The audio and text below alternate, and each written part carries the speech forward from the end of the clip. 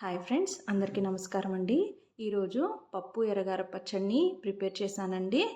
దీనికోసం కందిపప్పుని కడిగి శుభ్రం చేసుకొని పక్కన పెట్టుకొని దానిలో 2 టమాటోల్ని, 1 ఉల్లిపాయని, కొద్దిగా పసుపుని యాడ్ చేసి 2 కప్పుల వాటర్ని కూడా యాడ్ చేసుకొని 6 విజిల్స్ వచ్చేంత వరకు ఉడికించి పక్కన పెట్టుకోవాలి.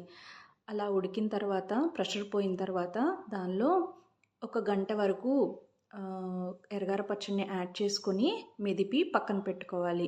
దానిలో పోపు కోసం ఒక ప్యాన్ని పెట్టుకొని 2 టేబుల్ స్పూన్ ఆయిల్ని, ఎండుమిర్చిని, పోపు దినుసుల్ని, జీలకర్రని, కొద్దిగా ఇంగువని, ఇంకా కొద్దిగా కరివేపాకుని కూడా యాడ్ చేసుకొని పప్పులో పోపును కలుపుకోవాలి.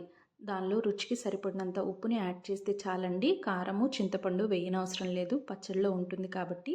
ఫైనల్గా కొత్తిమీర వేసుకొని 10 నిమిషాలు మగ్గనిస్తే ఎర్రగార పచ్చడి పప్పు రెడీ.